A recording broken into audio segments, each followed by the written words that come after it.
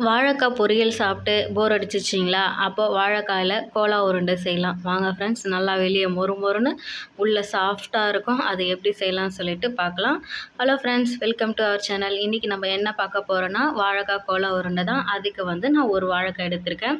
அதை நல்லா கழுவிட்டு 2 பக்கம் இருக்கிற காம்பையும் கட் பண்ணிவிட்டு நடுவில் 2ஆக கட் பண்ணி இட்லி பாத்திரத்தில் வச்சு ஒரு 10 நிமிஷம் நம்ம வேக வச்சு எடுத்தால் போதும். நல்லா வெந்துடும் சீக்கிரமாக வாழைக்காய். அதுக்குள்ளே நம்ம அதுக்கு தேவையான மசாலாலாம் ரெடி பண்ணிடலாம். ஃபஸ்ட்டு இந்த உடைச்ச கடலையும் நல்லா பவுட்ரு பண்ணி எடுத்து வச்சிடலாம் ஒரு பக்கம். இன்னொரு ஜாரில் துருவின தேங்காய், வெங்காயம், இஞ்சி, பூண்டு, கொத்தமல்லி இது எல்லாம் சேர்த்து கறிவேப்பிலை, அது கூட நம்ம சோம்பு, சீரகம், மிளகு, பட்டை, கிராம்பு இது எல்லாமே போட்டுக்கலாம்.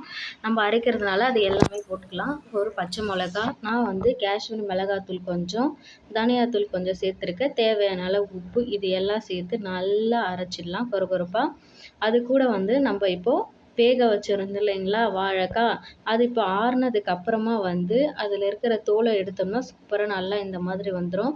இப்போ அழுத்தி பார்த்தா பாருங்கள் நல்லா வெந்துட்டு இருக்குது. நீங்கள் கையிலேயே கூட மசிச்சுக்கோங்க.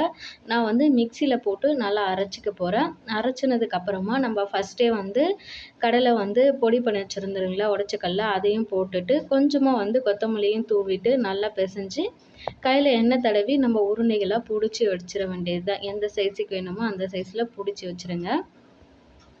இப்போ எண்ணெய் காஞ்சதுக்கு அப்புறமா மிதமான தீயில, ரொம்ப சூடாகவும் இருக்கக்கூடாது, ரொம்ப கம்மியாகவும் இருக்கக்கூடாது, மிதமான தீயில போட்டு நல்லா பொரிஞ்சதுக்கு அப்புறமா எடுத்தோம்னா நல்லா வெளியே மொறு மொறும் உள்ளே சாஃப்டாக இருக்கும். நீங்களும் இதை ட்ரை பண்ணி பாருங்கள். வீடியோ பிடிச்சிருந்தா லைக் அண்ட் சப்ஸ்கிரைப் பண்ணுங்கள் ஃப்ரெண்ட்ஸ்.